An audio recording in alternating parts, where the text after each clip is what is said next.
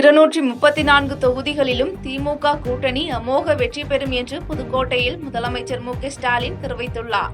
திமுக தலைவரும் முதலமைச்சருமான மு.க.ஸ்டாலின் தமிழகம் முழுவதும் பிரச்சாரம் மேற்கொண்டு திமுக மற்றும் கூட்டணி கட்சி வேட்பாளர்களுக்கு வாக்கு சேகரித்து வருகிறார்.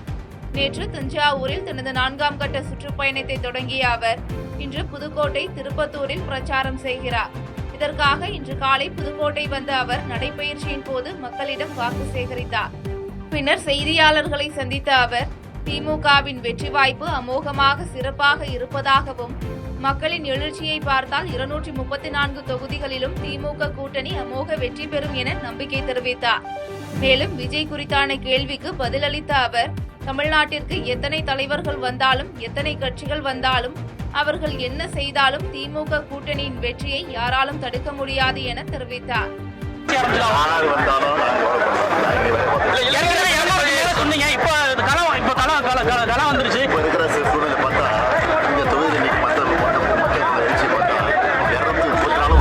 பச்சை துண்டு போட்டு விவசாயிகளுக்கு பச்சை துரோகம் செய்தவர் எடப்பாடி பழனிசாமி என முதலமைச்சர் மு.க.ஸ்டாலின் குற்றம் சாட்டியுள்ளார்.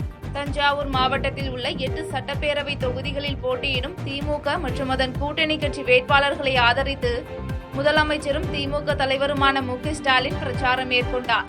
தஞ்சாவூர் திலகர் திடலில் பிரச்சார பொதுக்கூட்டத்தில் கூடியிருந்த மக்கள் மத்தியில் பேசிய அவர், தமிழ்நாடு அரசு நெல்லுக்கு வழங்குகின்ற ஊக்கத்தொகையை மறுபரிசீலனை செய்ய வேண்டும் என்று தமக்கு கடிதம் வந்ததாகவும், நெல்லுக்கு ஊக்கத்தொகை வழங்கக்கூடாது என்று கூறி மத்திய அமைச்சர் நிர்மலா சீதாராமனின் நிதியமைச்சகம் இந்த கடிதத்தை அனுப்பியிருப்பதாகவும், இதனை எடப்பாடி பழனிசாமி கண்டிப்பாரா என்றும் கேள்வி எழுப்பி பேசினார்.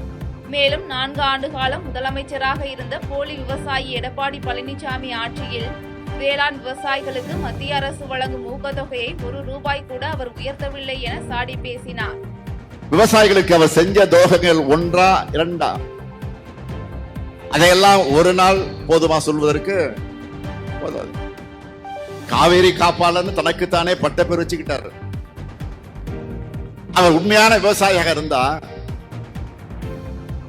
இந்தியா முழுக்க உழவர் பெருமக்களை எதிர்த்து போராடின 3 வேளாண் சட்டங்களை ஆதரிச்சிருப்பாரா?